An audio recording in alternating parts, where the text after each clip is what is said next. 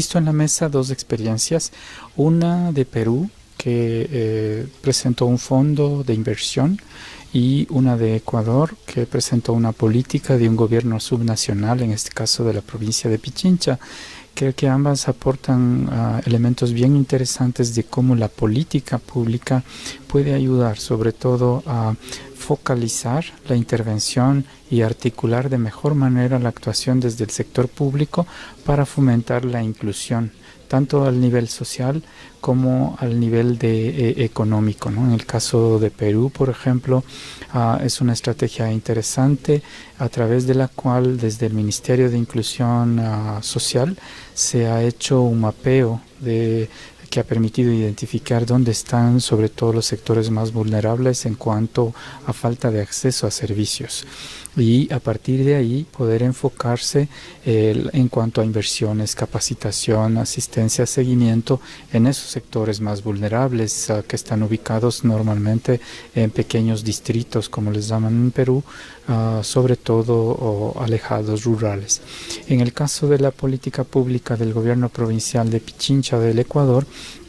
es bien interesante cómo ellos han priorizado el tema del fomento productivo y también se han enfocado en el tema de la producción agroecológica y la generación de circuitos cortos, como ellos les llaman, ¿no? Circuitos cortos que permitan enlazar más rápidamente a los productores, sobre todo agroecológicos, con los consumidores a través de distintos mecanismos. En el tema de las preguntas de reflexión que incluyó en la mesa, ¿cuáles crees que son los resultados más importantes que los dos grupos han podido identificar? Se plantearon dos preguntas luego de las exposiciones. La una tenía que ver con identificar cómo esas políticas públicas promovían la inclusión. Entonces la primera pregunta tenía que ver para analizar cómo dentro de esas experiencias se había promovido la inclusión y creo que los elementos más relevantes que han salido en el trabajo del grupo tienen que ver justamente en la focalización de la política pública para realmente tomar en cuenta a la población rural, la población más pobre, la población que tiene menos necesidades básicas satisfechas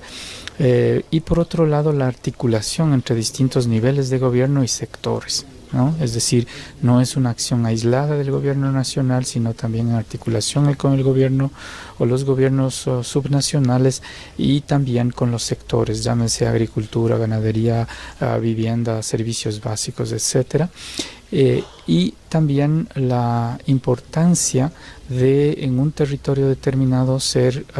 específico en las políticas públicas, ¿no? Ya no son cosas generales, sino en particular en una provincia como en el caso de Ecuador, cómo se toma en cuenta la realidad más próxima de los territorios. La segunda pregunta que se planteó es cómo se veía la sostenibilidad de esas políticas públicas o de esa inclusión generada, ¿no? Y creo que ahí hay elementos relevantes en el sentido de que hay por un lado la sostenibilidad de tipo social y la sostenibilidad de tipo económico. La sostenibilidad social del trabajo de los resultados del trabajo del grupo se ve que tiene que ver mucho con el desarrollo de las capacidades y en cuanto a la sostenibilidad económica tiene que ver bastante con la generación de recursos, nuevos ingresos, la posibilidad de que esos nuevos ingresos, ese empleo nuevo que se genera, esas actividades productivas generen también los ingresos necesarios para que sea sostenible.